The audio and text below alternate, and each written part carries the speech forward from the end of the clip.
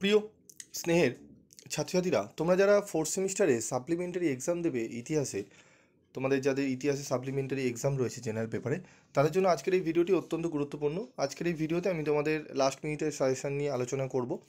তো তোমাদের যাদের হিস্ট্রি জেনারেল রয়েছে CC4 বা GE4 এই পেপারে, তো তোমরা দেখে নাও আমাদের ভারতের ইতিহাস 1707 থেকে 1950 সাল পর্যন্ত, history of India from 1707 to 1950।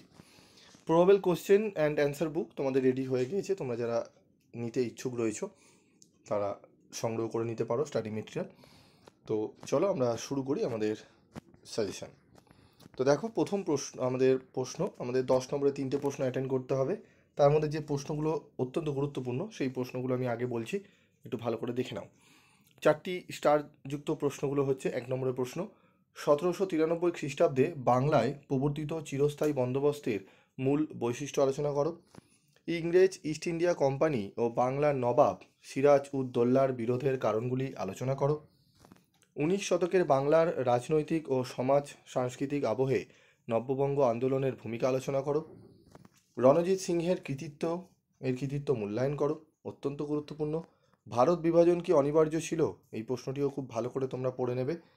ভারতের জাতীয়তাবাদী আন্দোলনে নরমপন্থীদের ভূমিকার মূল্যায়ন করো, এই প্রশ্নটিও অত্যন্ত গুরুত্বপূর্ণ, খুব ভালো করে তোমাদের কিন্তু রেডি করতে হবে।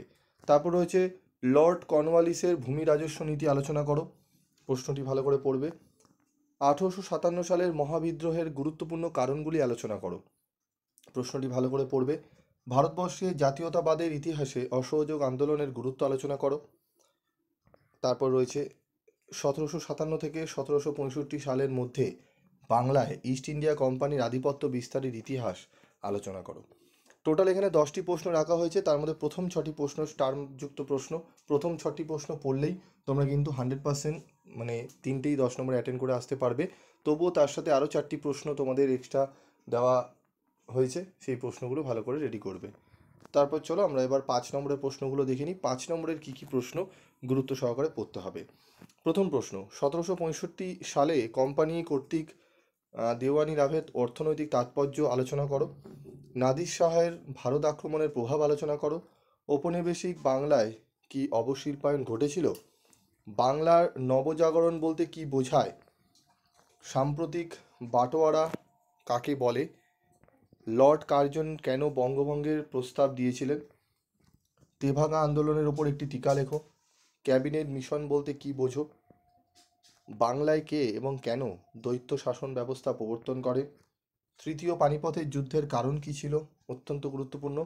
তো এখানে টোটাল তোমাদের 10টি প্রশ্ন এখানে দেওয়া রয়েছে। এই 10টি প্রশ্ন খুব ভালো করে নিতে পারলে আমি আশা করি 5 নম্বরের তোমাদের প্রশ্নগুলো তোমরা কমন পেয়ে যাবে। তবু আরও 2টি প্রশ্ন রেখেছি। তৃতীয় পানিপথের যুদ্ধের গুরুত্ব নিরূপণ করো এবং বাংলায় কে, এবং এটি রিপিট হয়েছে, রাউতওয়ারি ও মহলওয়ারি বন্দোবস্ত বলতে কি বোঝো?